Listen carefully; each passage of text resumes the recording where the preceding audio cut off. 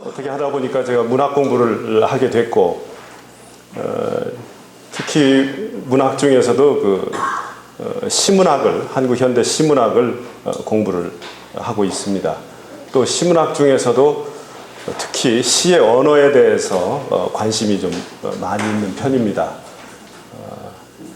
오랫동안 시 언어를 다루었는데 그걸 이제 주로 컴퓨터에 입력을 하고 그걸 조작을 해서 데이터를 좀 뽑아내고, 요즘 말하는 무슨 빅데이터 이런 게 있는데, 제가 날마다 씨름하는 어휘의 숫자가 60만 개 정도 됩니다.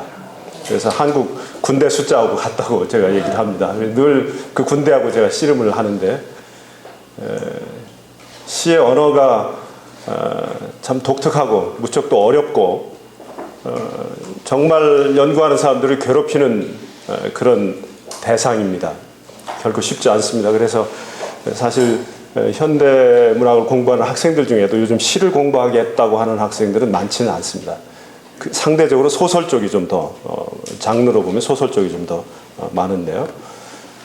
그래서 제가 한국 현대시 한 9,000편 정도를 컴퓨터 입력을 하고, 거기에 사용된 어휘 숫자가 한 61만, 아까 말씀드린 대로 61만 개 정도가 되는데, 어휘의 종류로 치면은 한 4만 4천 개 정도가 됩니다.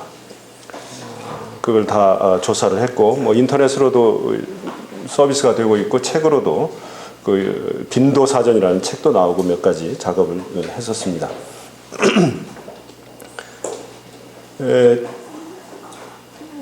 오늘 그 수목원을 여러분 탐방을 하셨는데요.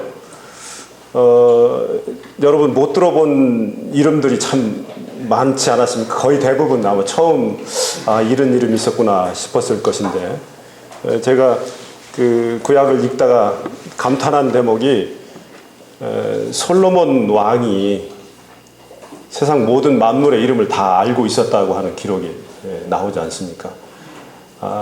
그 점을 아주 제가 참 부럽게 생각을 합니다. 얼마 전에 페이스북에다가 아까 시를 한 편 올리셨다고 했는데, 제가 거기에 댓글을 하나 멋지게 달아놨습니다. 목사님 쓰신 시 구절 가운데 꽃들이 이쁘게 피어 있는 걸 보시고 그 부활의 감상과 결부해서 그걸 시로 페이스북에다 써서 올려놓으셨는데, 제가 따끔하게 지적을 했습니다. 목사님이 이름 없는 꽃들이라고 쓰셨거든요, 거기다가.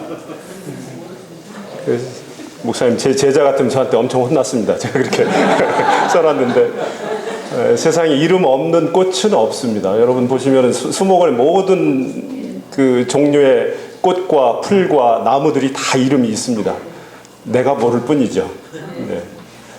만약에 그러면은 좀 양심적으로 써가지고 이름 모를 꽃들이요 이렇게 쓰면 어떨까요?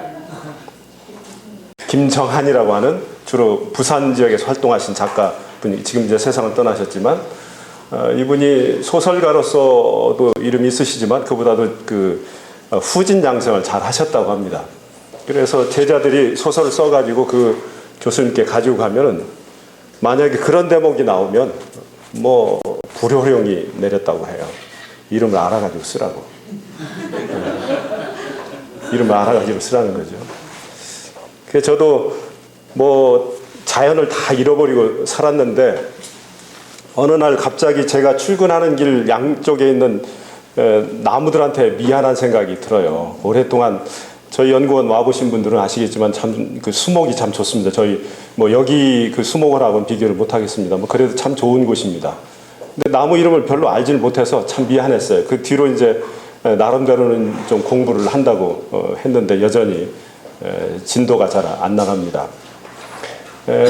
제가 그 현대 시어를 공부를 하다 보니까 근래에는 어떤 일을 하고 있냐면, 시어를 분류를 합니다. 우선 품사별로 분류를 하고, 또 명사 같으면은 뭐 인간에 관한 것, 또 자연물에 관한 것, 자연물에 관한 것이면은 식물에 관한 것, 동물에 관한 것, 식물에 관한 것이면은 이제 꽃이라든지 나무라든지 풀이라든지 또 기타 뭐 이런 식으로 다 분류를 해보는데, 그 조사를 그래서 해봤습니다. 해봤는데 한국 시인 중에서 누가 식물에 관련된 시어를 가장 많이 썼는가? 조사를 해보니까 무려 한 390종의 식물 이름을 쓰신 분이 있었어요. 여러분 혹시 식물의 이름 몇 가지나 아십니까? 10손가락 이내로 되나요? 또 이거 넘어가죠? 넘어가겠죠?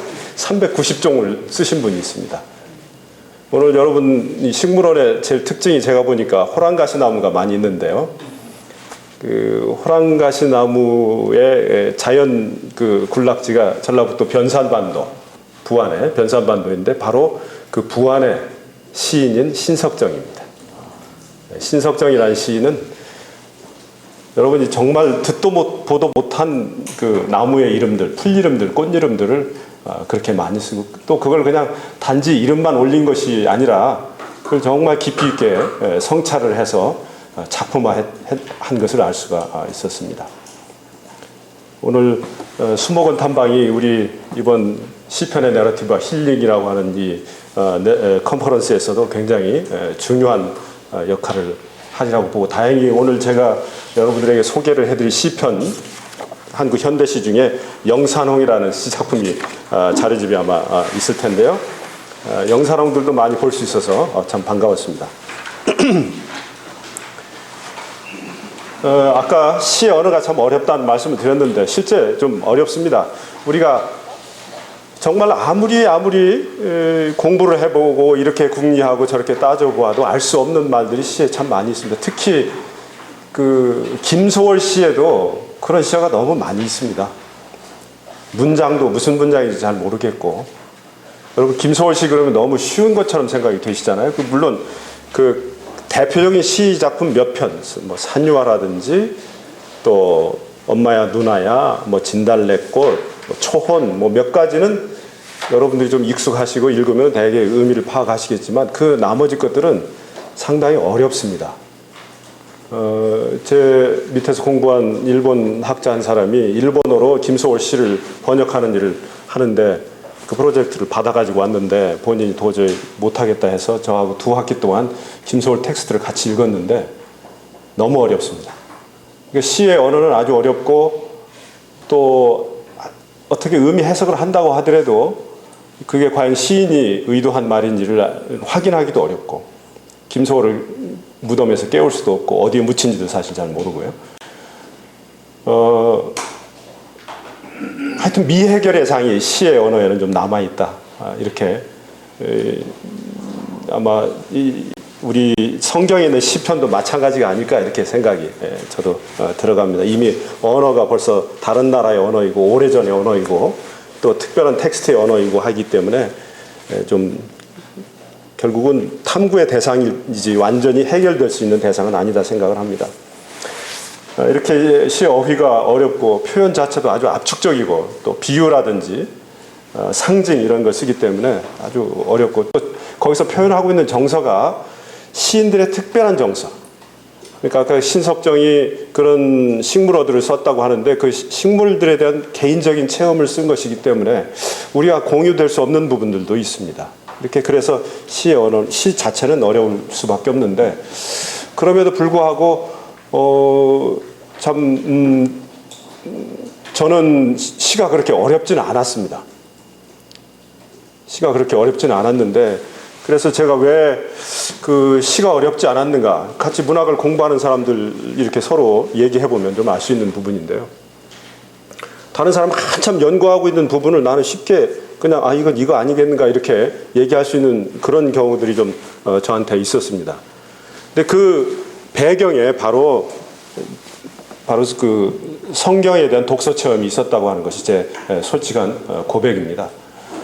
지금 한동안은 뭐 저도 개역 성경에 대해서 좀 비판적이었습니다. 좀 현대적인 말로 새번역 성경도 많이 가지고 다니고 공동 번역도 가지고 다니고 현대인을 위한 번역도 가지고 다니고 투데이스 잉글리시 버전 뭐 이런 것도 보고 했는데 우리가 배웠던 성경은 그 개역판이라고 하는 것이 오늘날 사용되지 않는 어려운 말들이 성경에 아주 많지 않습니까?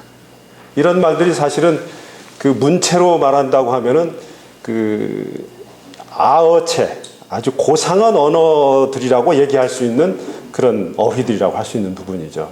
시가 물론 이제 시 중에는 평상적인 일상적인 언어로 된 것들도 있지만 아주 고상한 언어로 된 것들도 있고 특히 고전 시의 경우일수록 더 그렇습니다. 그런데 그런 어휘에 대해서는 그냥 일상생활만 한 사람들은 전혀 그런 어휘를 경험하지 못하는 것입니다. 예를 들면 긍휼 이런 말은 일상화에서는 거의 쓰이지 않는 말입니다. 온유 이런 말도 안 쓰이죠. 간구, 또 거룩하다, 경외하다 이런 말 안 씁니다. 이전에 이제 그 기독교의 어휘가 일상 언어에 영향을 미쳐가지고 일상 언어로 되어버리는 것들도 있어요. 제일 대표적인 것이 거듭난다라고 하는 것이죠. 거듭난다라는 말 자체가 한국어에 없었고 그런 개념도 없었죠. 그러니까 기독교라고 하는 것을 사실 한국의 어문학적인 입장에서 본다고 하면은 그 한국인들의 어휘의 품격을 대단히 높여놓은 그런 역할을 하지 않았나. 또 뭐 그런 어휘 자체에 대해서 생각이 없다가 기독교 언어를 공부하면서 어휘의 폭이 대단히 넓어졌다 이렇게 생각을 할 수 있습니다. 그것이 기독교의 공헌 중에 하나고 우리 할머니들이 그 일반 학교에 대한 학력이 없고 학식이 없는데도 불구하고 교회 오래 다니는 할머니들이 유식합니다. 그거는 성경에 대한 또 교회 생활을 오래 하시면서 그런 그 언어적인 훈련을 받은 결과가 아닌가 이렇게 생각을 합니다. 그런데 저 개인적으로는 이번에 이 강의를 준비하면서 제가 제 어렸을 때를 되돌아보니까 어렸을 때 집에서 가정 예배를 드리던 기억이 새록새록 돋아났습니다. 그런데 그 기억은 그렇게 좋은 기억이 아니었습니다. 어떤 기억이었냐면은 김용삼 장로님이 늘 식구들을 혼내는 시간이었거든요. 그 시간이. 어느 때 혼났느냐 하면 성경을 읽을 때 혼났습니다. 성경을 읽을 때.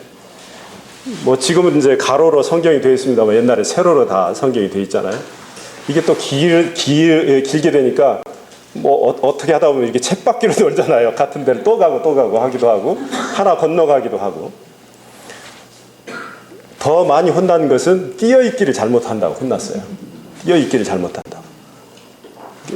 문장 단위, 절 단위, 구 단위로 띄어읽기를 잘 해야 되는데 아버지 가방에 들어가신다 이런 식으로 읽는 수가 있으니까 이 성경의 어휘에 익숙치 않으면 쭉 읽어낼 수가 없거든요. 그것 때문에 많이 혼나고 이제 세 번째는 발음 때문에 혼났습니다.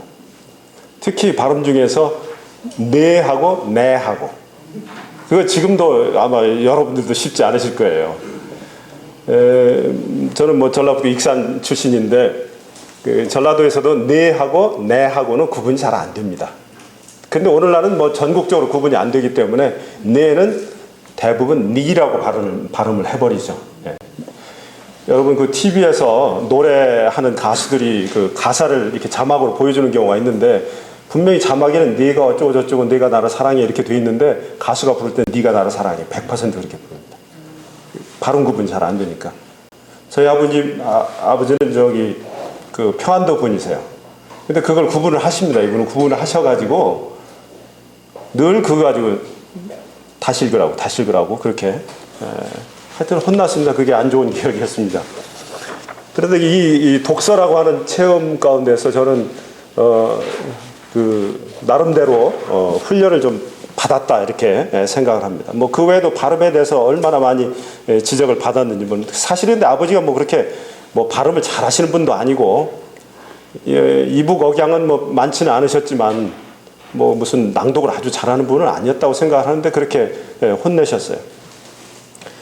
이분이 시간만 나면 찬송을 혼자 부르시고 또 성경을 아주 소리내어서 읽으십니다. 아까 시편 읊조린다는 말씀도 있었고 했는데 아마 그 아버지의 그 낭송하시는 음성이 박동현 교수님도 기억을 하신다고 하지만 저도 아주 귀에 쟁쟁합니다. 그게.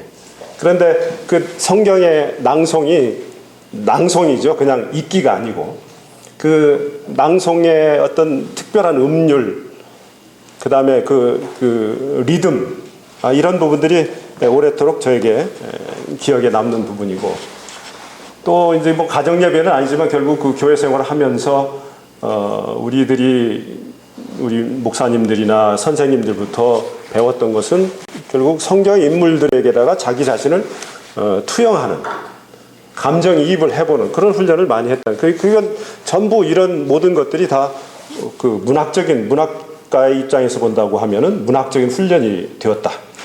이렇게 생각을 합니다. 그래서 다른 사람이 어렵게 읽어야 될 텍스트를 그렇게 어렵지 않게 읽었다는 것이죠. 또 한 가지는 현대 시의 경우에, 뭐 현대 시뿐만 아니고 특히 서구문학의 경우에는 그 서구문학의 원류가 헤브라이즘도 있고 히브리즘도 헬레니즘도 있는데, 이 헤브라이즘 쪽에 그 원류를 가진 것은 결국 성경의 언어를 차용을 하는 거거든요. 그걸 이제 얼루전이라고 인유라고 하는 말로도 얘기할 수 있는데, 그게 한국의 현대 시인들 가운데도 그 인유적인 표현이 상당히 많이 있습니다. 근데 그거는 기독교적인 교양을 갖추지 않은 문학 연구가는 알 수 없는 부분입니다.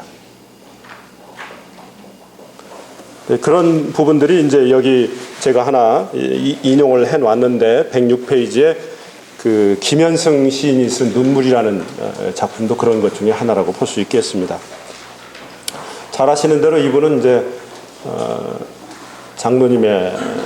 목사님의 아들이죠. 김창국 목사님의 아들이고, 이분 아드님도 지금 미국에서 목회하셨던 목사님이라고 알고 있습니다. 지금 돌아가셨지만,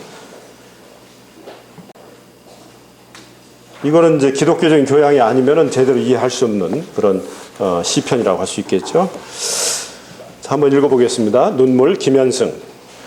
덜어는 옥토에 떨어지는 작은 생명이고저 흠도 티도 금가지 않은 나의 전체는 오직 이뿐. 더욱 값진 것으로 드리라 하올제 나의 가장 나중 진인 것도 오직 이뿐. 아름다운 나무의 꽃이 시들음을 보시고 열매를 맺게 하신 당신은 나의 웃음을 만드신 후에 새로이 나의 눈물을 지어주시다. 이런 작품입니다. 여기 이제 그 당신이라는 표현이 나오는데, 이 당신은 바로 절대자겠죠. 예.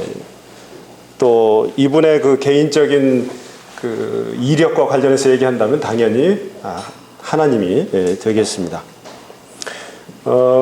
박완서라는, 지금 얼마 전에 돌아가셨습니다만, 박완서라는 소설가의 그 소설 중에 나의 가장 나중 진이인 것이라는 제목의 소설이 있습니다. 그 소설 제목은 바로 이 시에서 이 구절을 인용을 한 것입니다. 이 시에 대한 교양이 없으면 그 작품의 제목이 무슨 뜻인지 잘 모릅니다. 마찬가지로 모든 작품의 그 인유가 된 부분들의 원천이 성경에 많이 있기 때문에, 이 성경이라고 하는 것은 문학 연구에도 엄청 필요한 부분이라고 그렇게 생각을 하고, 한국에는 그런 것을 전문으로 연구하는 학과가 대학에 개설되어 있지 않은데, 그 성문학, 섹스 리터러처 이런 게 아니고 성적인, 그러니까 sacred text, sacred 스크립처가 되었든지 리터러처가 되었든지 그런 걸 연구하는 학과들이 좀 있어야 된다고 생각을 합니다만,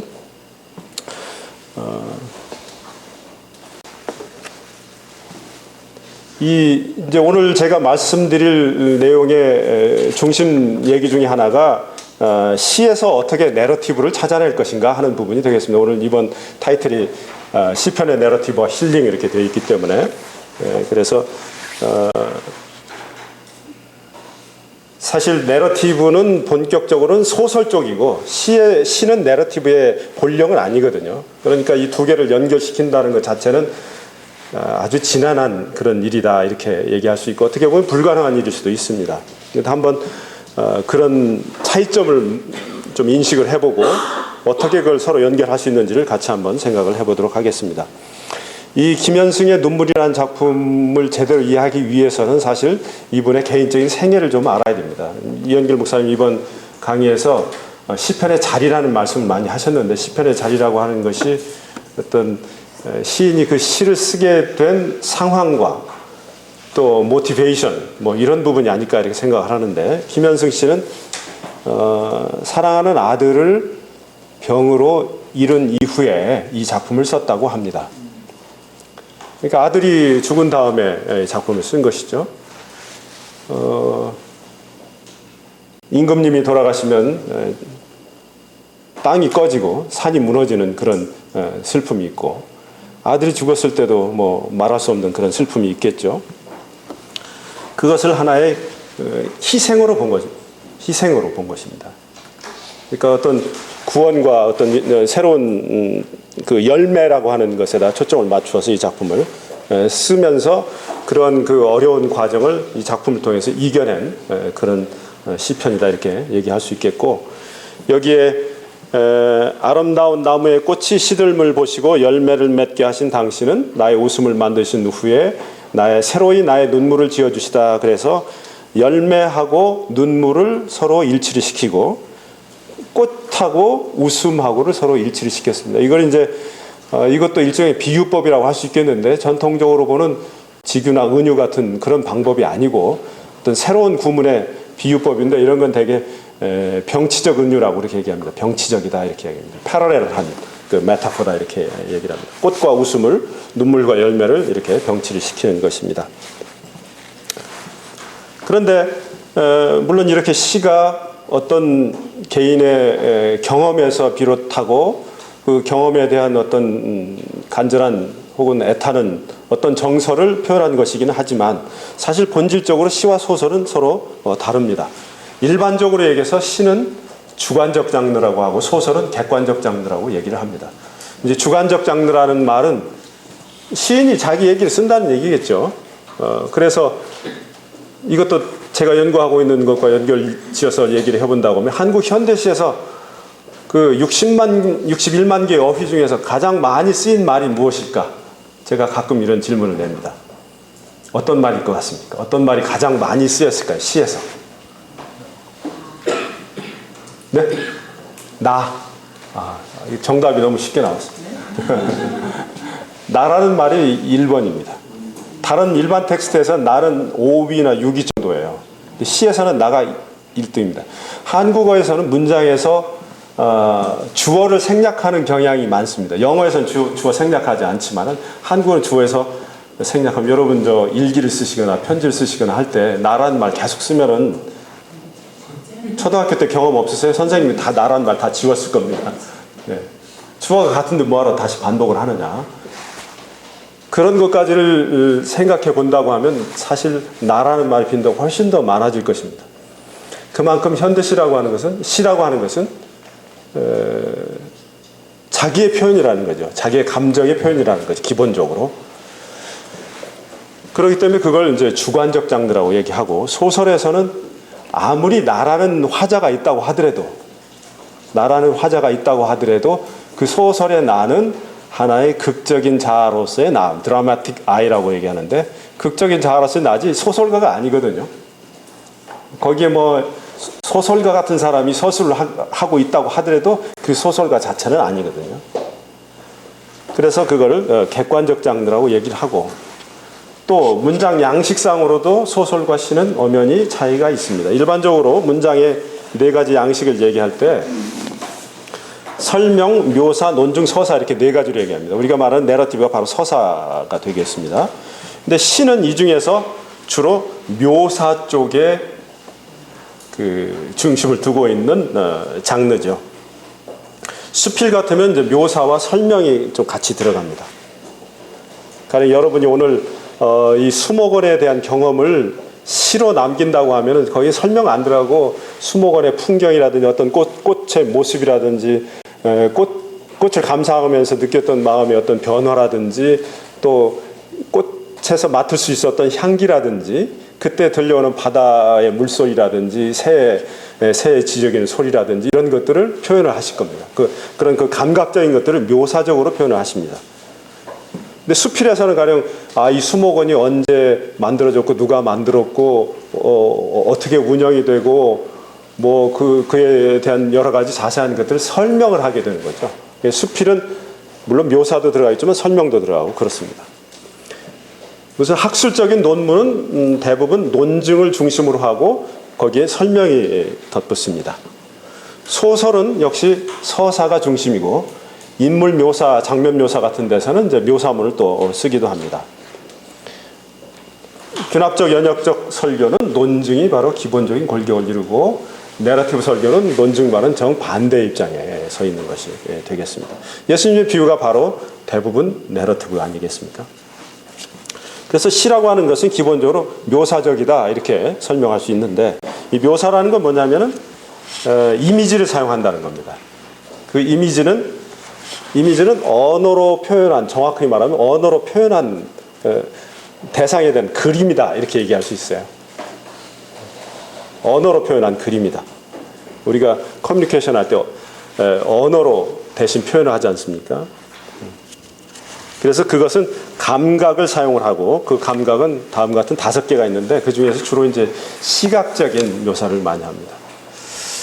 가나 혼인잔치를 아까 오전에 목사님께서 내러티브 설교를 할 때 마치 본인이 거기에 갔다 온 것처럼 설교하는 것이 제일 좋다 이렇게 말씀하셨는데 가나 혼인잔치에 대한 내러티브 설교라고 하면은 당연히 목사님이 그 혼인잔치에 하객으로 다녀오신 것처럼 얘기를 하셔야 되지 않겠습니까?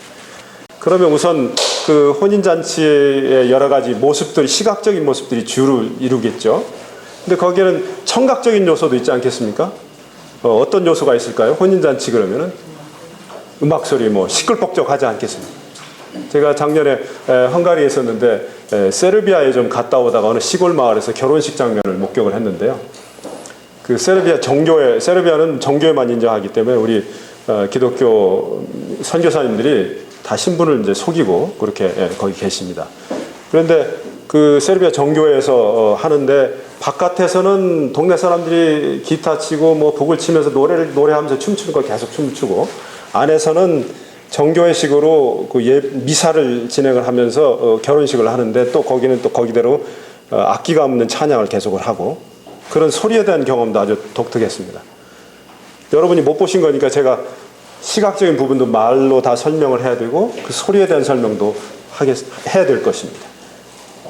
뭐 술 달라고 외치는 어떤 사람들이 또 있겠죠. 술 취해가지고 여러 가지 소리들이 있을 수 있겠습니다. 근데 거기에 빠져서는 안 되는 또 다른 감각이 있는데 그 감각은 후각 같은 거죠. 어떤 것입니까? 술 냄새. 네, 네. 잔치집에 가면 우리나라에서도 그 전 부치는 냄새부터 맡을 수 있지 않습니까? 아마 예수님이 물로 포도주를 만드신 직후에 그 잔치집에는 그 포도주로부터 나오는 향기가 온 잔치 마당을 감쌌을 것으로 생각이 듭니다. 뭐 그 정도 표현하면 저분이 꼭 거기 다녀왔나 보다 이렇게 느끼지 않겠습니까? 그러니까 이 이미지를 쓰는 것이 내러티브 설교에서도 아주 중요하겠습니다. 그런데 시는 주관적 장르이고 서정성을 위주로 하지만 사실 시에도 스토리가 없지는 않습니다. 이제 시의 여러 가지 그 하위 양식들이 있는데 그 중에는 서술시라는 게 있어요. 서술시, 내러티브 포이트리라는 것도 있고 에픽 포이트리, 서사시가 있어요. 이건 서사시는 완전히 소설과 같은 체계로 되어 있는데 언어를 시적으로 압축해서 써나가는 것이고 극시는 셰익스피어 드라마들은 다 극시입니다. 그게 시입니다. 그게 우리 드라마라고 생각하지만 드라마인 동시에 시이기도 합니다. 그래서 모든 언어들이 자주 인용이 되죠. 아주 그 압축적으로 잘 표현이 됐기 때문에 그런 데서는 스토리의 발견이 가능하지만 일반적으로 서정시에서는 스토리 발견이 쉽지는 않습니다. 또 스토리 발견하려면 그 시가 어디서부터 출발했는지 그 시를 쓴 시인의 경험이 무엇인지부터 우리가 같이 공부를 해야 되는데 그게 알려지지 않는 경우도 많이 있기 때문에 그렇습니다.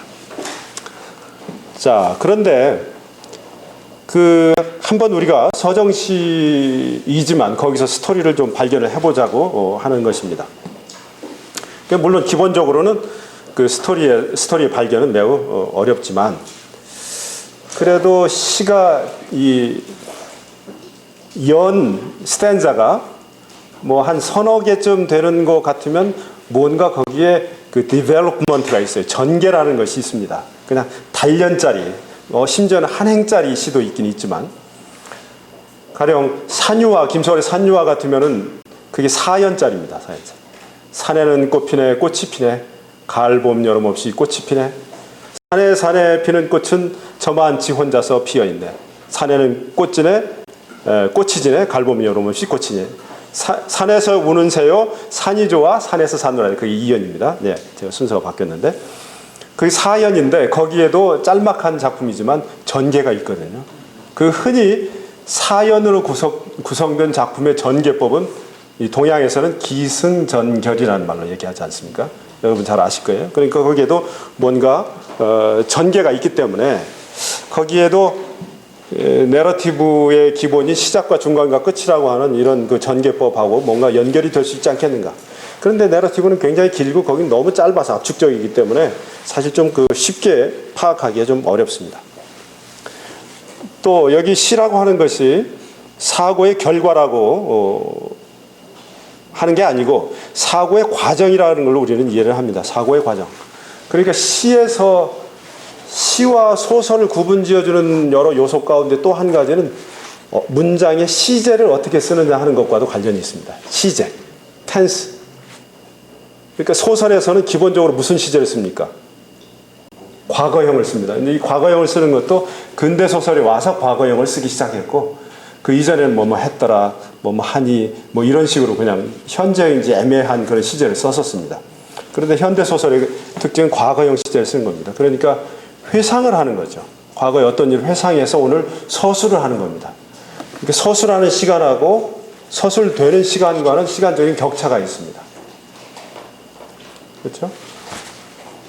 그런데 시는 대부분 기본 시제가 현재 시제입니다. 현재 시제. 현재 시제는 지금 내가 무엇을 생각하고 어떤 느낌이 있고 어떻게 뭘 하고 싶은지 이런 걸 쓰는 것이 현재 시제가 되겠습니다. 그 사고의 결과와 사고의 과정은 어떤 차이가 있느냐면 결과는 완결된 것이기 때문에 그거를 시작과 중간과 끝을 잘 조정해서 나타낼 수 있는데 이 사고의 과정은 자칫 통제를 안 하면 자기 멋대로 흘러가 버리거든요. 그래서 특히 사춘기에 소년들이 시를 쓴다든지 할 때요, 바로 이런 그 정서에 그냥 정서가 아무렇게 막 흘러다니는 현상들이 나올 수가 있어요. 통제가 안 되기 때문에. 그래서 이제 이런 것을 전제로 해서 만약에 시에서 스토리를 찾는다고 하면 어떻게 해볼 것이냐. 그 스토리 중에 중요한 요소가 바로 그 인물이라고 하는 점이죠. 모든 내러티브는 인물이 있습니다. 그 인물이 진짜 휴먼 빙스일 경우도 있지만은 그렇지 않은 경우도 더러 나타날 수 있죠. 뭐 우화 같으면 전부 동물이나 식물이 주인공이 되지 않습니까? 근데 그거는 동물이나 식물의 모습을 하고 있지만 사실은 사람 이야기거든요. 이게 다 그걸 인물이라고 우리가 문학에서 얘기할 수 있겠습니다. 그럼 시에서 인물을 어떻게 발견할 수 있겠는가? 그 시의 인물은 기본적으로 화자, 청자 이런 말로 합니다. 스피커하고 리스너가 있다고 얘기를 하는 거죠. 앞에서는 제가 시에서 말하는 사람이 시인이다 이렇게 쉽게 얘기를 했습니다만 사실 현대 시학에 와서는 시에서 말하는 사람하고 시인하고는 다르다고 구분을 합니다. 그러니까 시의 내용을 시인의 삶하고 연결지어서 해석하는 것은 바람직하지 않다고 그렇게 얘기하는 학자들이 좀 있습니다. 그러나 그럼에도 불구하고 시의 내용은 시인의 경험부터 나온 것이기 때문에 시인과 연결할 수 있겠죠. 아까 우리 그 시편의 시라고 하는 것은 어떤 사람의 노래냐 했을 때 하나님과 함께 살아간 사람의 이야기다 그런 얘기를 했지 않습니까? 그 사람이 시에서 지금 말을 하고 있는 거죠. 그 사람이 스피커인 것이죠. 그래서 그 시의 화자인데 현대에서는 그러면 어떻게 생각하냐면 시의 화자는 시인 자신이 아니고 하나의 페르소나다 이렇게 얘기합니다. 페르소나라는 말은 그리스 말로서 탈이라는 뜻인데요. 원래 이제 그리스 연극에서 인물 배역을 배우는 한 서너 명인데 그 사람들이 연기해야 될 인물은 10여 명이 되거든요. 그러니까 한 사람이 몇 사람의 역을 감당을 해요. 그럴 때 분장을 다 바꾸고 나오고 뭐 할 수가 없으니까 탈만 바꿔가지고 나오는 것입니다. 그래서 그걸 탈이라고 하고 그 탈이라고 하는 것은 시인이 시를 쓸 때 시 속에서 지금 말하고 있는 사람이 무언가 하나의 탈을 쓰고 나오고 있다라고 얘기하는 겁니다. 하나의 시인이 나라는 화자를 가지고 시를 여러 편 썼더라도 각각의 화자가 다 달라질 수 있습니다. 그렇기 때문에 그 각각의 화자를 다 페르소나라고 이렇게 얘기를 할 수 있는 거죠. 또 이런 경우도 있어요. 특히 우리 그 일제강점기에 나왔던 시 중에는 여성적 화자들의 시가 있어요. 특히 김소월 시도 여성적 화자죠. 임을 떠나보낸 아쉬움과 그리움을 표현하는 시들을 많이 남겼습니다. 그것도 여성적인 입장에서 수동적이죠. 나보기가 역겨워 가실 때는 말 없이 고이 보내드리오리다. 영변의 약산 진달래꽃 아름 따다 가실 길에 뿌리오리다. 가시는 걸음걸음 노인 긋꽃을 사뿐히 지려받고 가시옵소서. 나보기가 역겨워 가실 때는 죽어도 아니는 눈물 흘리오리다 그랬습니다. 그건 여성적인 여성 화자의 입장입니다. 한용운의 시도 그렇습니다. 한용운의 시도 님을 향한 표현들입니다. 그 님은 남성적이고 화자는 여성적이고 어조도 다 여성적인 어조입니다. 그럼 한용운과 김소월이 여자냐? 그건 아니거든요. 그러니까 한용운과 김소월이라는 시인이 여성적 화자의 페르소나를 가지고 그 작품을 서술해 나간 것이다. 그렇게 볼 수 있습니다.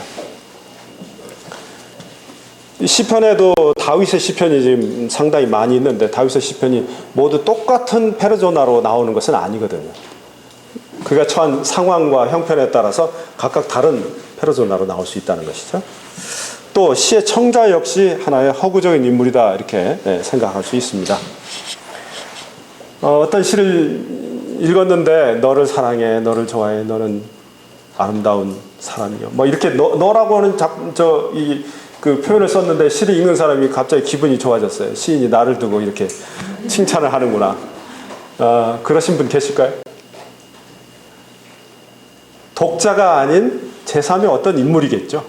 그 사람을 향해서 너라고 얘기하는 거죠. 작중하자가 좋아하는 어떤 사람이 너가 되는 것이죠. 그러니까 역시 그것도 역시 허구적인 인물이다 이렇게 얘기할 수 있겠어요. 그런 인물들이 있다는 것 자체가 시에서 어느 정도의 내러티브를 분석할 수 있는 가능성이 있지 않겠는가 우리는 그렇게 볼 수 있겠습니다. 또 이 시의 화자와 청자는 존재 방식이 감추어지기도 하고 노출되기도 하고 그렇습니다. 감추어진다는 말은 말하는 사람이 자기 자신을 지칭하는 표현이 안 나오는 경우에 그 감추어졌다 얘기하고요. 가령 나처럼 나온다 그러면 그건 노출됐다 이렇게 얘기할 수 있겠고 청자도 마찬가지로 성자도 노출되는 경우가 있고 그렇지 않은 경우가 있어요. 가령 김현승의 눈물 같으면 화자가 노출되어 있습니까? 안 되어 있습니까? 덜어는 옥토에 떨어지는 작은 생명이고죠. 흠도 티도 금가지 않은 나의 전체는 오직 이뿐 그랬습니다. 나라는 화자가 여기 등장하고 있죠. 청자는 아름다운 나무의 꽃이 시들음을 보시고 열매를 맺게 하신 당신은 2인칭이죠. 2인칭을 아주 2인칭인데 여러 가지로 뭐 낮춰 부르는 경우도 있고 높여 부르는 경우도 있는데 이거는 높여 부르는 경우가 되겠습니다. 나와 당신 사이에 지금 오고 가는 이야기의 기록이라고 보시면 되겠어요. 나와 당신 사이에 오고 가는 이야기의 기록. 그리고 이 작품은 화자가 노출되어 있고 청자도 다 노출되어 있습니다. 그런데 화자는 있는데 청자가 없는 경우도 있어요. 그런 경우는 이제 솔리로키라고 그렇게 얘기합니다. 독백입니다. 독백. 결국은 청자가 누구냐면 자기 자신이죠. 자기 자신이 청자가 되는 경우도 있습니다. 그래서 인물을 먼저 발견을 해내야 됩니다. 지금 이 시에서 말하고 있는 사람이 어떤 사람일까? 박목월 씨의 아버지라는 작품을 보면 19문 반이라는 표현이 나옵니다. 19문 반. 19문 반이 뭔가요? 신발 크기죠. 예. 혹시 여기 그 체계를 모르시는 분 계십니까? 밀리미터만 기억하시는 분 계십니까? 예. 19문 반, 신발 크기입니다. 아마 박목월 시인의 발 크기가 그 정도였던 것 같아요. 그래서 거기에 이제 아버지라고 자기를 얘기합니다. 아버지라고. 그 화자가 자기를 아버지로 노출을 했고, 그러니까 인물이 캐릭터가 어떤 인물일 것인가를 시 작품을 보시고 잘 분석을 해내야 되겠죠. 시편에서도 마찬가지로 지금 시인이 어떤 상황에 있는 어떤 인물인가 이런 걸 잘 분석을 해내야 될 것으로 봅니다. 그 다음에 이제 중요한 것이 111페이지에 나오는 어조와 목소리의 발견이라고 하는 것이 되겠습니다. 드라마의 인물치고 말 못하는 사람이 없습니다. 아까 말씀드렸던 그 김용삼 장로님은 TV 드라마를 보면서 두 가지를 꼭 놀라십니다. 첫 번째는 말을 어쩌면 저렇게 잘하냐. 사실 우리가 일상생활을 하면서 상황에 맞는 말을 제대로 찾지 못해서 여러 가지 에피소드가 빚어지죠. 그때 그렇게 이렇게 얘기했으면 그 사람도 뭐 위로가 되고 나도 문제가 없었을 텐데 내가 말을 좀 잘못해서 하는 경우가 많거든요.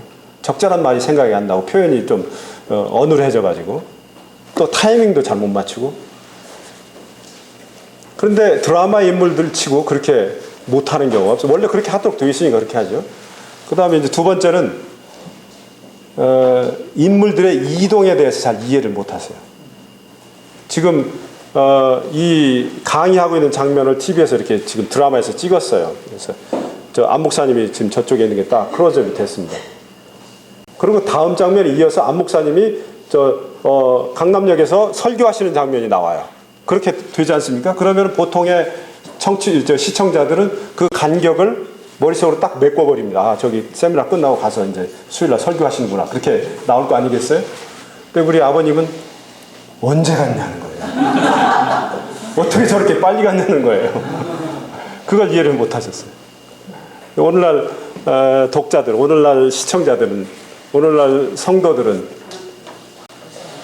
그 간극을 얼마나 잘 메꾸는지 모릅니다. 한국의 그 영화들이 이 내러티브가 살아나면서 지금 아주 세계적인 수준에 올라갔지 않습니까? 이 시나리오가 좋아지고 영화 만드는 기법들이 좋아지면서 그렇게 된 거는 이제 영화의 관객들이 간극을 잘 메꿀 수 있는 능력이 생겼기 때문에 한국 시장에서 통하기 때문에 그렇습니다.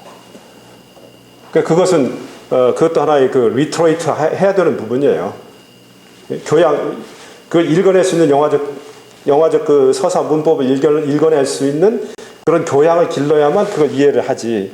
참 우리 그 돌아가신 그 어른께서는 그걸 잘 이해를 못 하시니 그런 분들만 있으면 영화가 발전을 못 하지 않겠습니까? 네. 죄송합니다, 아버님. 네. 지금 이제 여러분들이 설교하실 때 대상으로 놓고 하시는 교인들이 훈련을 이미 영화에서 굉장히 많이 받았다고 생각을 하시면 됩니다. 이제 내러티브를 본격적으로 좀 해보실 만한 때가 됐습니다. 옛날에는 목사님들께서 교인들이 이해를 못하는데 어떻게 내러티브를 하느냐 이렇게 얘기했다고 이상한 사람으로 쳐다볼 것이다 그랬는데 지금은 그렇지 않을 것입니다.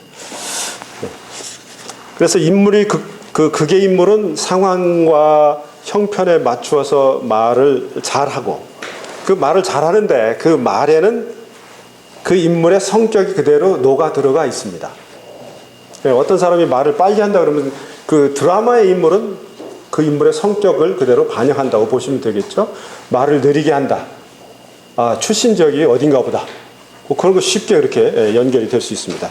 선택된 어휘와 문장은 인물의 교양과 지역적 특색을 나타냅니다. 그래서 우리가 시편을 분석할 때, 물론 시편뿐만 아니고 모든 텍스트 분석할 때 이 어조와 목소리 분석은 굉장히 중요한 부분인데 시편에서는 상당히 중요하죠. 오늘 박동현 교수님께서 시편의 여러 그 양식들을 분류를 하셨는데 그냥 그 언어적인 관점에서 본다면 그 양식에 대한 분류는 시의 문장의 어미 분류 가지고도 될 수 있다고 생각하는 거죠.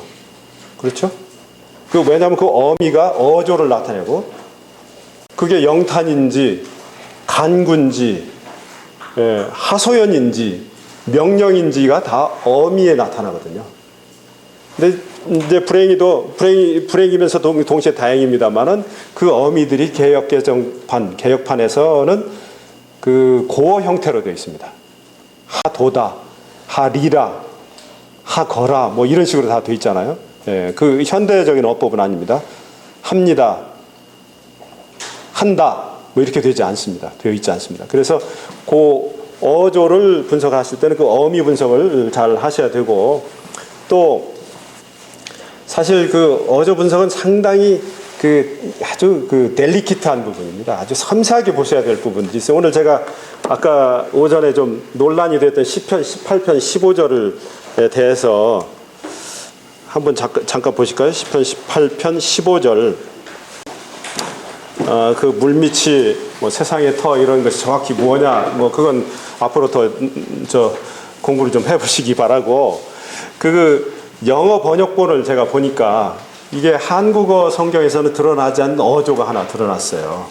혹시 영어 번역본 있으면 뭐 NIV가 됐든지 킹제임스가 됐든지 한번 보시기 바랍니다. 저는 NIV 2011년 판으로 보고 있는데요. The valleys of the sea were exposed and the foundations of the earth laid bare at your rebuke. 여기까지 일단 얘기가 됩니다. 그 다음에 코마가 나오고 로드가 나옵니다.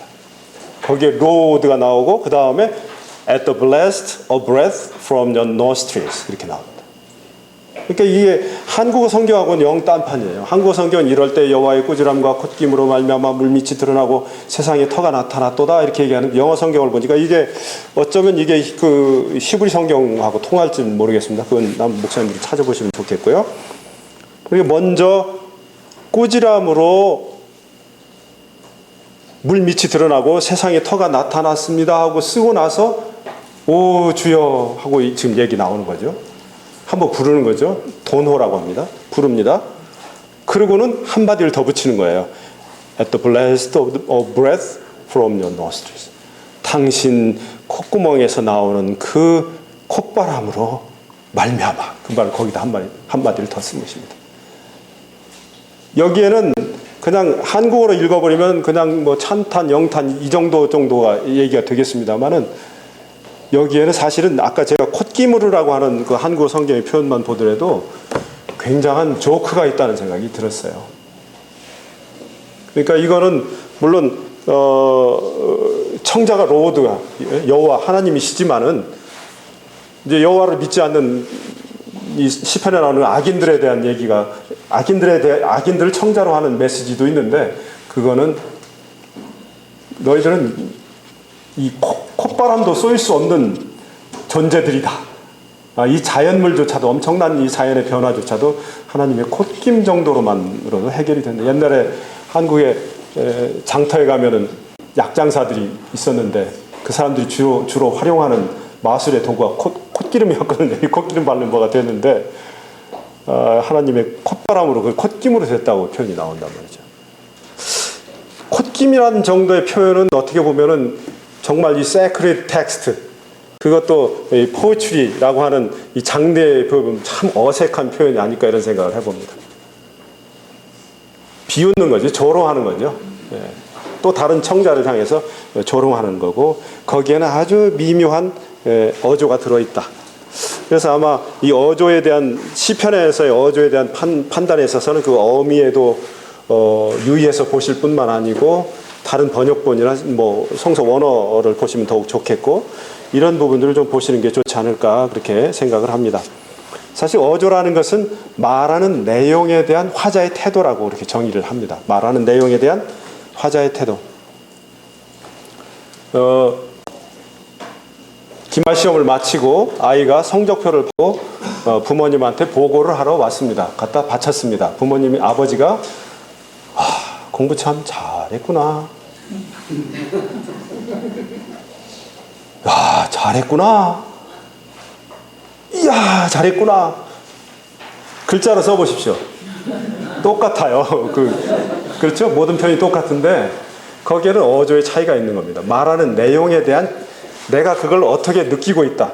아마 첫 번째 거는 이것도 성적이라고 가져왔느냐, 들이밀었느냐 하는 그런 비판의 어조가 거기 들어있겠죠. 글자로 남으니까 음성어에서는 우리가 평상시에 상대방의 어조를 정말 열심히 그냥 초단위로 분석해가면서 듣고 있습니다.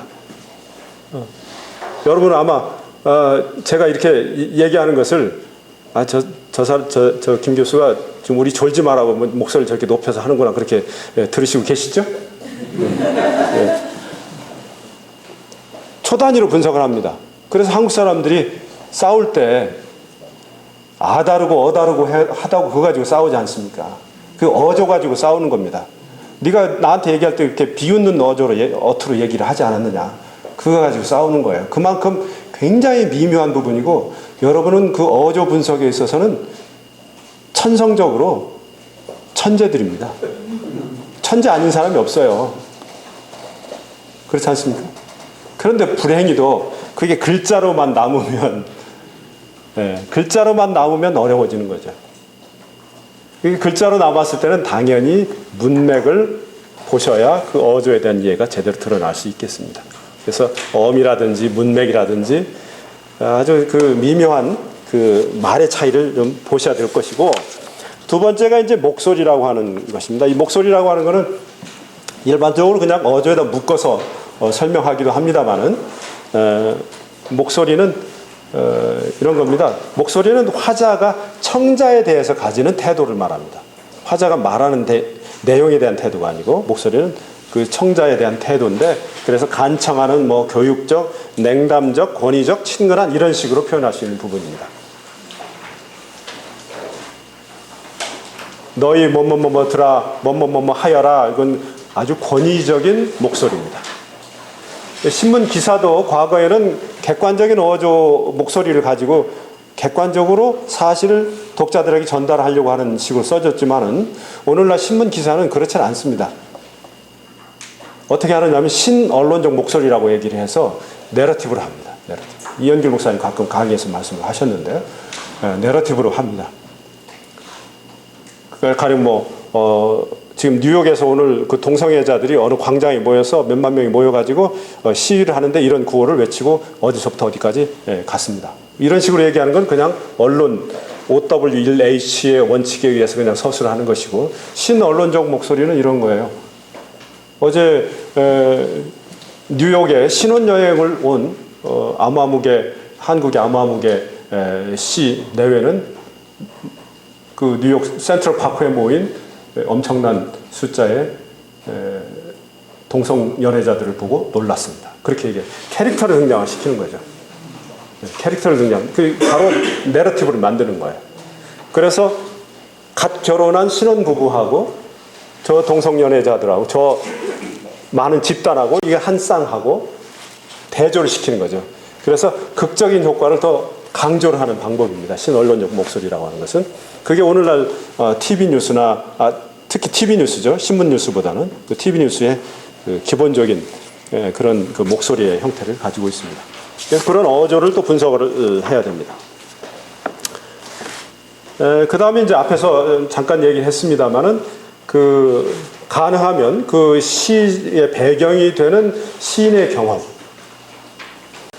그 이현길 목사님 자리라고 자꾸 말씀하시는 부분인데요. 그런 것들도 여러분들이 수집할 수 있는 정보를 수집을 해야 되리라고 봅니다. 그래서 오늘 여러분들하고 같이 이 영산옥이라는 작품을 가지고 한번 스토리를 우리가 찾아보도록 하겠습니다. 근데 이 작품은 이 작품의 스토리 파악은 조금 아주 좀 엑스트라 오디너리한 겁니다. 아주 좀 특별한 경우입니다. 이 모든 작품이 이렇게 될 수 없는 것이라는 것을 전제로 하고 말씀을 드리고, 다행히 오늘 우리가 수목원에서 영산홍들을 아직 좀 남아있는 걸 볼 수 있었습니다. 그걸 머리에 그림을 그리시면서 한번 보시면 좋겠습니다. 제가 한번 읽겠습니다. 영산홍 서정주. 영산홍 꽃잎에는 산이 여리고 산자락에 낮잠든 슬픈 소실댁. 이 소실댁일 때 소자가 한자가 잘못됐습니다. 적을 소자가 아니고 작을 소자. 밑에 이 회가 하나가 빠져야 됩니다. 소실댁 툇마루에 놓인 논요강. 산 너머 바다는 보름살이 때 소금발이 이슬에서 우는 갈매기. 모두 5연으로 되어 있고 아주 짤막한 그런 작품입니다. 우선 기본적 분석을 한번 해볼까요? 시의 화자와 청자. 시의 화자는 이 작품에서 노출되어 있지 않습니다. 그래 감추어진 화자입니다. 그러나 감추어져 있긴 하지만 이 화자는 어떤 특별한 캐릭터를 가진 화자는 아닙니다. 말하자면 객관적 시점을 가지고 있는 화자다 이렇게 보시면 되겠습니다. 그 다음에 청자. 청자도 이 작품에는 등장하지 않습니다. 그래서 일종의 서술시 같은 그런 느낌을 주는 작품이라고 할 수 있겠습니다. 서술 시점은 역시 객관적인 시점. 그러나 소설의 객관적 시점하고는 조금 다르지만, 하여튼 객관적 시점이라고 할 수 있겠고, 형식적 특성은 전체 5연이고 각 연이 2행으로 되어 있다 이렇게 얘기할 수 있고요. 여기에는 기본적인 리듬이 7호조 리듬 체계입니다. 영산홍 꽃잎에는 산이 어리고 7호조죠. 산자락에 낮잠 든 슬픈 소실대. 이걸 뭐 7호조라고 해도 할 수도 있고 3, 4, 2, 3이라고 할 수도 있고 합니다만 되게 우리 시의 전통 가운데서는 이게 되게 7호조라고 얘기를 합니다. 또 음보라고 하는 리듬의 단위로 얘기해보면 이건 3음보라고 얘기해요. 세 묶음으로 묶을 수가 있거든요. 영산홍 꽃잎에는 산이 어리고 산자락에 낮잠 든 슬픈 소실대. 이렇게 읽습니다. 그러니까 우리가 시편을 낭송을 할 때도 물론 이제 절과 구라고 하는 문법적인 단위에 따라서 끊어서 읽는 것도 좋겠지만은 시편도 이렇게 세 묶음으로 한 줄을 세 묶음 정도로 묶어서 읽으면 어떨까 하는 것이 제 개인적인 생각입니다. 착수 지점에 대해서는 다음에 말씀을 드리고 병렬성과 유사관념 이것도 다음에 말씀드리겠습니다. 자, 오늘 저녁에 내러티브 나누기 시간이 있지 않습니까? 뭐 어떤 계획이 있으신지는 좀 모르겠지만은 시를 한 편씩 쓰시면 어떨까요? 오늘 낮에 수목원에 대한 체험을 가지고 시를 한 편씩 직접 써보시면 어떨까 싶습니다. 그러면 자 제목을 하나 정해요. 무슨 산딸나무가 됐든지, 뭐 아니면 호랑가시 나무가 됐든지, 목백합이 됐든지, 아니면 노란색 목련이 됐든지, 하여튼 여러 가지 어떤 거 하나 가장 인상적인 걸 하나를 가지고 주제를 정해서 시를 쓴다고 해봅시다. 제일 어려운 게 뭐냐면요, 처음으로 어떻게 쓸 것인가. 연애 편지도 마찬가지 아닙니까? 처음 쓰는 게 제일 어려워요. 그래서 지금 그런 연구가 한국 시에는 없는데 이제 제 데이터베이스를 이용하면 한국 시인들이 첫머리를 어떻게 시작을 했는가 하는 것을 통계적으로 연구할 수 있습니다. 학생 연구한다는 사람 있으면 제가 자료를 제공해 주려고 하는데요. 이 작품은 우선 제목을 반복을 했습니다. 그렇죠? 영산홍 제목이죠. 영산홍이란 말 먼저 쓰고 그 다음에 무슨 말을 하냐면 꽃잎에는 산이 어리고 그랬어요. 이것은 이 방법은 용어를 써서 말씀드리면 리프레이즈예요. 고쳐쓰기를 한 거예요. 리프레이즈. 어떻게 고쳐쓰기가 되냐면 영산홍이라는 말의 한자어 뜻을 고쳐쓴 겁니다. 영산홍. 홍은 꽃잎입니다. 꽃잎의 색깔. 붉은색. 영산 할 때 산이 산. 그 다음에 어리고라는 말은 이 앞에 영자가 영화관 할 때 영자잖아요. 예, 어릴 영자잖아요. 어리다는 말이 또 우리말에도 또 영이라는 말이 있습니다만 그 영자니까 그거를 이렇게 돌려 쓴 거죠.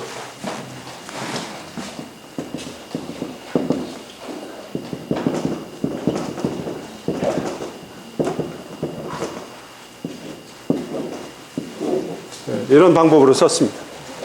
근데 이것과 유사한 경우가 이제 그 김소월의 산유화의 경우에도 산유화.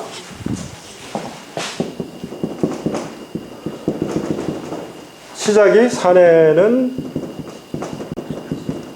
꽃 피네, 꽃이 피네 그랬습니다. 산에는 꽃 피네. 김소월의 첫머리도 산유화도 저렇게 고쳐쓰기로 리프레이즈라는 방법으로 시작을 합니다. 그러면서 이제 영산홍으로부터 산이란 말을 끄집어냈죠. 그 다음 행에서는 산이란 말을 이어받아가지고 산자락에 낮잠 든 슬픈 소실대. 산자락은 옷자락처럼 산의 가장자리를 말합니다. 낮잠을 자고 있는 슬픈 소실대. 이 소실대는 그 앰비기티가 있는 말입니다. 중의적이라고 얘기하는데 두 가지 의미죠. 첫 번째는 second wife죠. 첩이라는 뜻입니다. 두 번째는 그 첩이 살고 있는 집. 그렇잖아요. 네. 뭐 경주댁 그러면은 뭐 옛날 우리 어머니들은 이름이 없었지 않습니까? 출신 지역 뒤에다 댁자 붙이면 되잖아요. 네. 전주댁, 뭐 전라도에서는 떡이라고 합니다. 전주떡, 섭리떡 이러는데, 그러면 그거는 그 사람을 자신을 가리키기도 하지만 그 사람이 사는 집을 가리키기도 하는 그런 말이지 않습니까? 소실댁 텐마루에 놓인 논요강. 논요강 아까 뭐 놋화살 뭐 이런 말 나왔는데, 놋활 이런 말이 나왔는데, 놋으로 만든 요강. 다음에 산 너머 바다는 보름살이 때. 그러니까 슬픈 소실댁에서 소실댁으로부터 다시 그 다음 행이 연이 시작하잖아요. 소실댁 텐마루에 놓인 논요강 이렇게 나왔어요. 그래서 앞에서부터 실마리를 끄집어내서 그 다음 연으로 가다가 다시 산으로 다시 돌아갔어요. 산 너머 바다는 보름살이 때, 보름살이 때를 이어받아서 소금발이 쓸에서 우는 갈매기 이렇게 되어 있습니다. 여기에서 나타난 몇 가지 언어적 현상을 우리가 주목을 해야 됩니다. 그 첫 번째가 표준 정서법에서 어긋난 표기들이 나옵니다. 몇 가지가. 그 첫 번째가 아마 여러분 눈으로 보셨을 거예요. 슬픈 같은 거예요. 어떻게 해야 맞는 표기입니까? 슬픈이 맞죠? 예, 슬픈이 맞습니다. 그러면은 서정주 씨가 우리 이 맞춤법에 이렇게 무지한 상태로 한국의 현대시를 그렇게 써가지고 많은 사람들에게 입에 회자되는 무슨 국화 옆에서 같은 시를 썼는데 과연 이 시인이 이렇게 무식하단 말인가 이런 얘기도 할 수 있겠습니다. 한국어에서 형용사나 부사나 이런 계통에서는 모음의 교체가 좀 가능합니다. 모음의 교체. 모음 이거를 다른 걸로 바꾸는 걸 말이죠.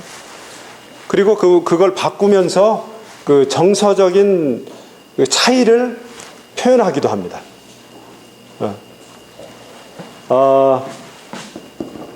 펄렁 같은 부사가 있잖아요. 의태어죠, 의태어. 팔랑. 사전 찾으면 이 두 개 다 나옵니다. 뭐의 차이입니까? 어감, 그렇죠? 어감의 차이. 어감이 어때요? 예, 위는 무겁고 어둡고 아래는 가볍고 밝고 뭐 그렇죠. 예. 그래서 가령 그렇게 촐랑거리지 좀 마라 막 이렇게 얘기할 때 그걸 어른들한테 촐랑거린다고 할 수는 없어요. 어린아이들한테, 애들한테 그렇게 수 있는 거죠. 촐랑, 양성모음끼리 연결되지 않습니까? 이게 이제 바로 우리말의 하나의 큰 특성 중에 하나인 모음 조화라고 하는 거죠. 보컬 하모니라고 하는 겁니다. 이게 헝가리 말에도 있습니다. 아주 참 독특하게 헝가리 말에도 모음 조화가 특징으로 나오는데요. 팔락팔락, 뭐 펄렁펄렁, 폴락폴락, 풀럭풀럭 가능합니다. 시인들은 그 중에 어떤 말이 가장 이 시 문맥에 맞을까를 선택해서 쓸 수 있고 그런 정도의 어떤 변화는 허용이 되어 있다. 특히 시 같은 텍스트에서는 그렇게 얘기할 수 있거든요. 근데 그게 이제 이건 부사입니다만 이 형용사에도 어느 정도는 가능합니다. 형용사도 정사의 표현이기 때문에 그러면 슬픈하고 슬픈하고 더 슬프잖아요. 네. 슬픔의 강도가 더 좀 진하다 이렇게 얘기할 수 있습니다. 이런 정도는 시에서는 우리가 봐줄 수 있어요. 그리고 이제 일반 문법 정서법에는 어긋나지만 시문법적으로는 가능하다고 얘기할 수 있습니다. 뭐 제가 히브리어에서는 어떤 현상이 있는지는 제가 모르겠습니다만, 그래서 이 소실댁의 슬픔을 아주 굉장히 진지한 슬픔으로 아주 슬픈 슬픔으로 만들고 있는 거죠. 또 한 군데 표기가 좀 잘못됐다라고 얘기할 수 있는 부분은 산 너머라고 하는 겁니다. 너머. 네, 어떻게 써야 돼요? 너머. 아주 그냥 잘하시네요. 너머 이렇게 써야 됩니다. 이게 이제 이것도 역시 부사죠. 부사. 너머. 산 저쪽에 그런 뜻입니다. 장소, 위치를 나타내는 부사어입니다. 이거를 넘어라고 쓰면 넘다라고 하는 동사의 활용형으로 써놓은 것이 됩니다. 넘다라는 말. 그래서 실제로 이거는 많은 분들이 잘못 쓰는 경우가 있어요. 의미도 비슷하잖아요. 산을 넘어가서 저쪽, 그쪽 뭐 이런 두 가지가 비슷하니까 이걸 혼동해서 많이 쓰는데 분명히 말씀드리면 이걸 여기서는 산 저쪽에 있는 그런 뜻이 되기 때문에 틀렸다고도 할 수 있어요. 근데 동시에 이 두 가지가 이 의미로 이 작품에서는 이 의미에 다 포함됐다 이렇게 얘기를 할 수도 있습니다. 산을 넘어가서 그렇게도 볼 수 있고 산 저쪽에 있는 그것으로도 볼 수 있다는 겁니다. 그 다음에 세 번째 잘못된 것은 그러니까 이걸 잘못됐다라기보다는 의미의 풍부성이라든지 그 앰비규티를 통해서 이중 애매성을 통해서 의미가 확장이 되는 그런 현상이 시에서는 나타날 수 있다는 거죠. 세 번째는 보름살이 때 같은 겁니다. 보름살이 때. 이 보름살이 때란 말은 두 개로 나눠서 보면 보름하고 이렇게 두 가지로 나눌 수 있죠. 보름은 이제 두 개의 의미가 있습니다. The 15th day, 15일 날. 그 다음에 뭐 during 15 days 그렇게 할 수 있고 15일간. 그 두 가지 의미를 가지고 있고 살이라고 하면 이것도 이제 요거처럼 이게 이제 분철이고 이게 연철이라고 하는데 이것도 이렇게 표기할 수도 있어요. 이게 무슨 뜻인가요? 요즘 이제 여름철이니까 시원한 거 생각이 날 때 냉면살이 이렇게 보실 수도 있지만은 사리와 조금 할 때 살이겠죠. 우리 바닷가에 왔으니까 오늘 아까 섬이 드러난 거 보셨잖아요. 섬까지 그 길이 나 있는 거 보셨잖아요. 사리와 조금 이렇게 얘기할 수 있습니다. 그런데 이걸 굳이 시인은 이렇게 읽으면은 보름날의 The 15th day의 살이 때 그런 뜻이 됩니다. 금음날의 조금 때 대립될 말이겠죠. 보름날에 물이 제일 많으니까 그런 때라고 할 수 있고 만약에 이걸 그대로 살려서 읽는다고 하면 이거의 또 다른 의미인 보름간의 생활이라는 뜻도 됩니다. 그렇죠? 보름간의 생활. 이게 이제 이 작품이 어떤 표준적인 표기에서 벗어나면서 의미의 확장을 노린 그런 부분이다 이렇게 얘기할 수 있겠습니다.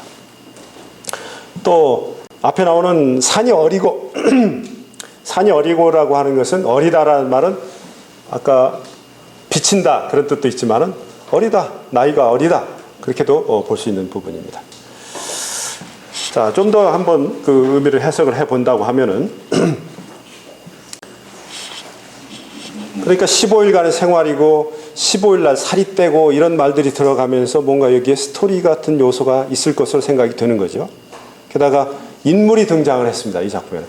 화자는 지금 노출이 안 되어 있지만 작품에 인물이 등장을 했는데 그 인물이 소실댁이에요. 소실댁. 뭔가 참 아주 아픈 사연을 가지고 있을 만한 인물이죠. 이 소실댁의 캐릭터를 한번 분석을 해보면은 현재 이 소실댁은 뭘 하고 있습니까? 현재 산자락에 낮잠 듯. 그리고 여기에 설명이 한마디 더 붙었어요. 슬픈 소실댁 그랬습니다. 소실댁이 잠이나 자고 있는 이것은 이제 낮잠을 실제로 자고 있는 소실댁이기도 하고 소실댁이 있는 집이 낮잠을 자는 것처럼 방문한 사람이 없기도 하고 그런 뜻이 되겠죠. 그러면 이 집의 상태는 지금 이 소실댁의 상태는 어떤 상태입니까? 찾아주지 않는 거죠. 네, 남자라는 사람이 찾아주지 않는 그런 상태다 이렇게 얘기할 수 있겠죠. 그리고 이 영산홍으로부터 이 소실댁이 나왔는데 어쩌면 이 영산홍이 이 소실댁의 이름인지도 모르겠어요. 기생의 이름으로 가끔 쓰이기도 하니까 영산홍.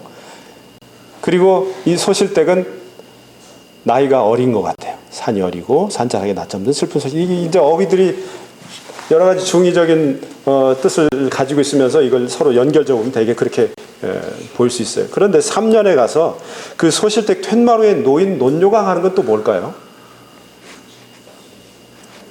여기에 이제 소리라는 걸 잘 주목해서 보시면 노인 논요강 그랬어요.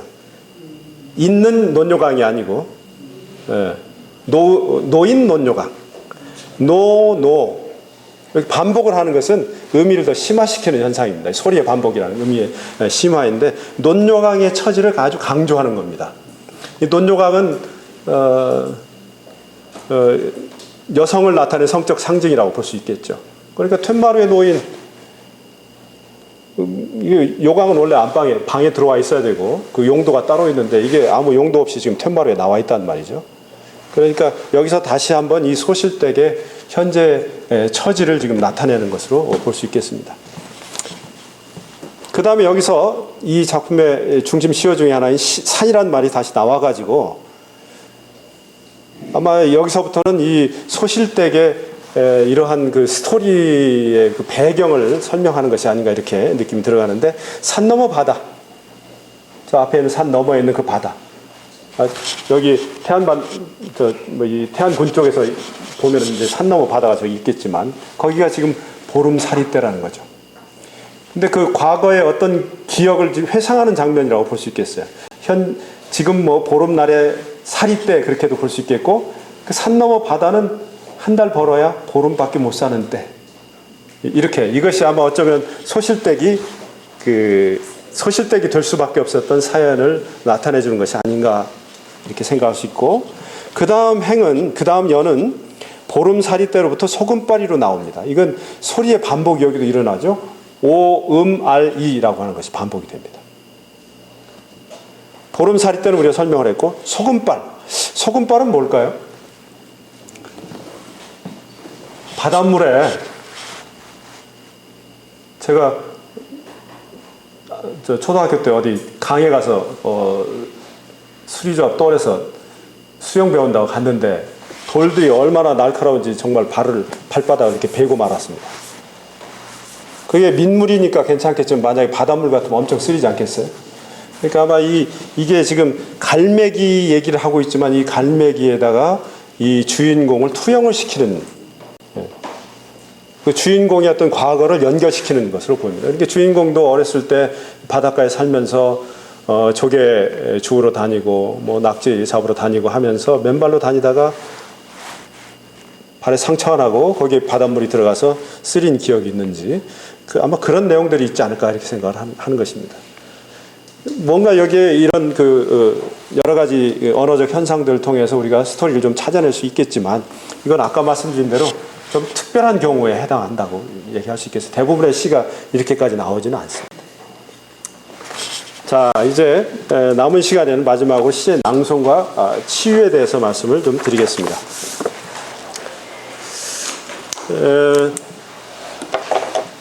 그 시 자체가 치유의 기능이 있다 이렇게 뭐 좀 강하게 얘기는 못해도 좀 얘기를 하고 싶습니다. 왜 그러냐 하면 시에서 시의 가장 대표적인 품사를 얘기한다면 감탄사가 될 수 있을까요? 감탄사.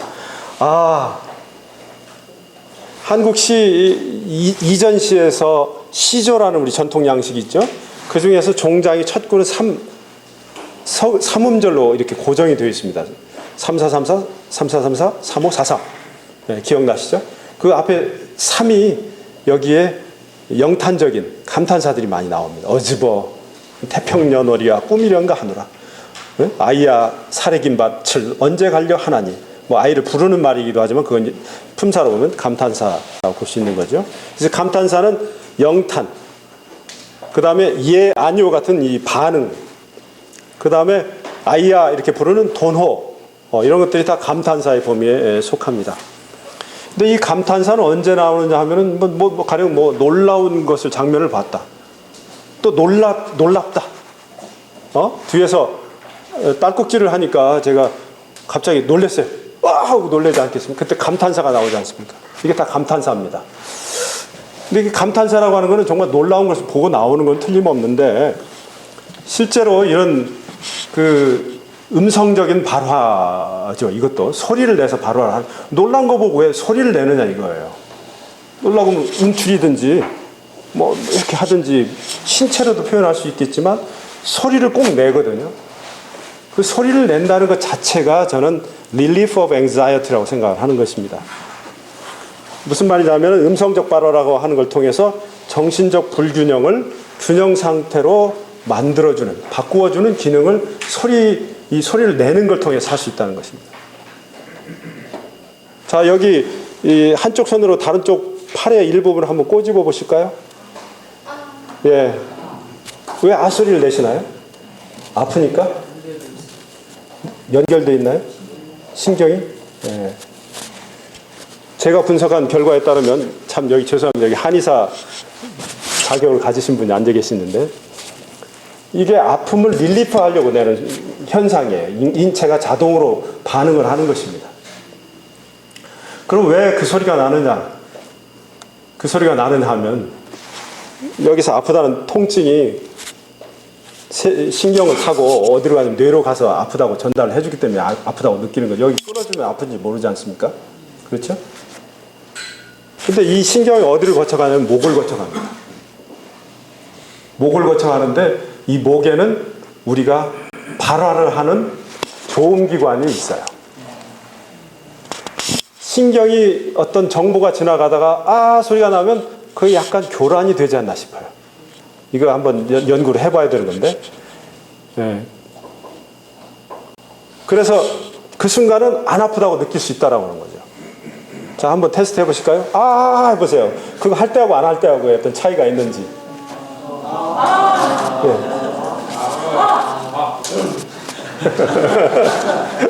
예. 예. 한 100번 해보시고 그 리포트를 써서 저한테 한번 보내주십시오. 그러니까 인체가 자동으로 반응을 하는 거라는 거죠. 인체가 내가 뭐 아프다고 소리를 내야 되겠다가 아니라 그 자동으로 그런 통증이 올 때 목을 지나는 신경이 그런 정보가 올 때 내가 어떤 소리를 내서 그걸 약간 릴리프를 시켜준다. 아프면 울으라고 하지 않습니까? 이거는 내가 물리적으로 설명을 한 것이지만은 정신적으로도 가는 카타르시스 같은 거, 비극을 보면서 눈물을 흘리고 정말 내가 죽은 것처럼 느낌으로 해서 내가 카타르시스, 정화가 된다는 거 아닙니까? 심리적 불균형 상태가 눈물을 흘림으로 해서 균형 상태로 돌아오는 거거든요.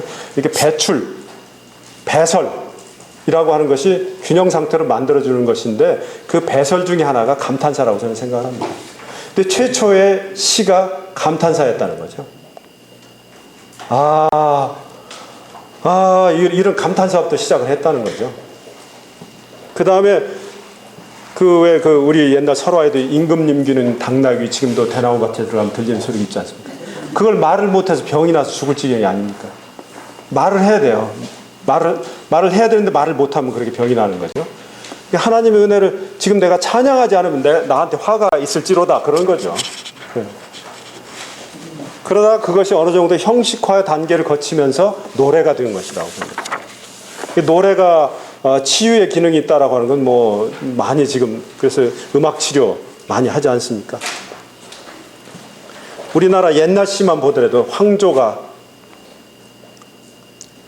편편왕조, 자웅상이, 여마지도, 수기역이 지금 저 꾀꼬리는 암컷, 수컷이 저렇게 즐겁게 잘 노는데 외로울 사이네 보면 또 같이 놀 사람이 없구나 이렇게 이것도 탄식입니다. 탄식.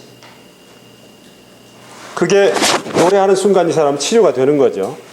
공무도화가 이거 제발 좀 강을 건너가지 말라고 하니까 이 술병을 옆에다 찬 자기 남자가 강을 건너가다가 그만 죽고 말았어요. 나는 어떻게 하란 말인가? 이것도 탄식입니다. 옛날 노래들입니다. 우리나라 시집살이 노래들 있잖아요. 아이고 형님 뭐 시집살이 어떻습니까? 그러면 뭐 고처당초 맺다더니 시집살이 당하소서 이렇게 노래를 합니다. 그게 다 그 어떤 정서의 릴리프, 불안의 심리의 해방 이런 것하고 관련이 된다라고 하는 것입니다. 물론 이제 어떤 그 뒤로 발전해 나가는 장르의 여러 가지 차이에 의해서 감탄이냐 뭐 간구냐 뭐 이렇게 또 여러 가지 양식에 따라 좀 다를 수 있겠지만 그 출발은 바로 그 정서적인 회복의 이 시라고 하는 것이 놓이지 않았나 이렇게 생각을 하는 것입니다. 그래서 이제 우리는 시를 저녁에 한번 지어보시고 또 하나는 이 시를 박도현 교수님 그러시고 우리 이현길 목사님 그러시는데 낭송을 해야 된다는데 저도 100% 동의를 합니다. 시라고 하는 것은 운과 유를 가진 그런 그 언어적 조직체인데 그리고 거기 사용된 언어들은 아주 고상한 언어들입니다. 이거를 그냥 일상에 담화하듯이 읽는 것은 바람직하지 않다라고 생각을 합니다.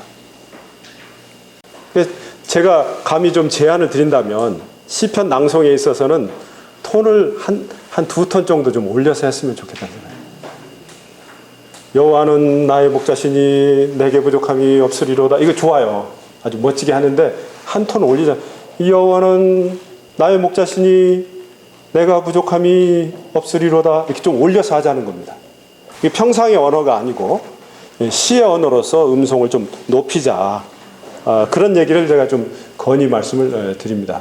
그 다음에 물론 저 어제 그 박동현 교수님하고 열심히 읽으셨는데 제가 느낌을 솔직하게 말씀드리면은 그 한국에서 자동차 신호 대기를 하잖아요. 그러면 앞줄에 쓴 자동차들끼리 서로 경쟁을 합니다. 누가 제일 먼저 나가는지. 우리 시편 낭송을 하는데도 그 경쟁이 있는 것 같아요. 이 운율은 맞춰야 운율이지 안 맞추면 호호호호 이렇게 나가자면 안 되지 않습니까? 옆에 같이 맞춰 나가야 됩니다.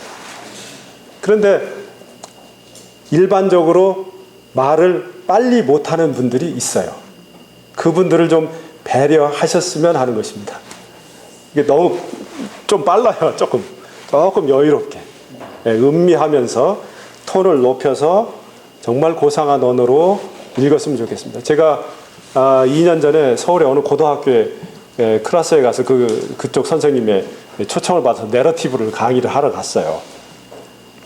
제가 선택한 텍스트는 돌아온 아들의 비유입니다. 누가복음 얘기를 하러 갔는데 물론 그 중에는 크리스찬 학생들도 있겠지만 크리스찬 아닌 학생들도 있었을 것입니다. 제가 그 텍스트를 이제 현대어로 된 텍스트로 읽었습니다. 어떻게 읽었습니다. 다 읽고 난 다음에 그 반에서 어떤 현상이 나타난 줄 아십니까? 모든 학생이 다 아멘 하더라고요. 그러니까 저 사람이 지금 저거 읽는, 저 교수님이 읽는 거는 어떤 경전을 읽는 스타일이구나 하는 것을 학생들이 몸으로 그냥 아는 거죠. 우리가 그거 우리 아버지한테 배웠습니다. 감사합니다, 아버지. 아까 제가 욕을 했는데. 그게 그 정말 독서가 아닐까 싶어요. 그게 우리의 읊조림이 아닐까 그렇게 생각을 해봅니다. 그래서 낭송을 하되 톤을 한 2톤 정도 올리고 리듬 운율을 좀 맞추고 그 시편창이 이제 뭐 찬송가로 뭐 제네바 시편창이니 뭐 이런 것들이 몇 개 나와 있지만은 그리고 원래 출발은 다 거기였거든요. 그런 뭐 저희가 쓰는 용어로 말하면 율독이라고 합니다. 율조를 맞춰서 읽는 리딩법. 이런 게 우리 전통에도 있었던 거. 이제 우리 뭐 옛날 유교 경전들 읽고 불경을 읽는 데서부터 오던 전통들이 있었는데 그게 우리 기독교에서 그걸 쓰는 것이 결코 나쁘진 않다 이렇게 생각을 합니다. 그거는 제의하고 아주 긴밀한 관련이 있기 때문에 꼭 그렇게 해야 되지 않을까 싶습니다. 마지막으로 한 말씀 더 드리면은 제가 젊었을 때 어렸을 때 정말 교회를 통해서 어떤 언어의 교육 문학에 대한 체험들을 많이 했던 것처럼 우리 아버님이 제가 국문과를 들어가니까 야 성경에도 시가 있다 그러시는 거예요. 저는 몰랐어요. 성경에 시가 있는 줄. 왜냐하면 넘겨보면 다 가득 줄글로 되어 있지 시처럼 되어 있는 게 없지 않습니까? 그런데 문학을 공부하면 공부할수록 서구문학은 성경적 전통에서 얼마나 많은 것을 받아들였습니까? 그래서 기독교 교양인들이 교회를 통해서 많이 양성이 되고 그런 가운데서 우리 목사님들 또 목회자님들께서 그런 점에 신경을 좀 많이 써주셨으면 하는 것이 문학을 공부하는 사람으로서 평신도로서 목사님들께 바라는 하나의 제 바람입니다. 네, 감사합니다.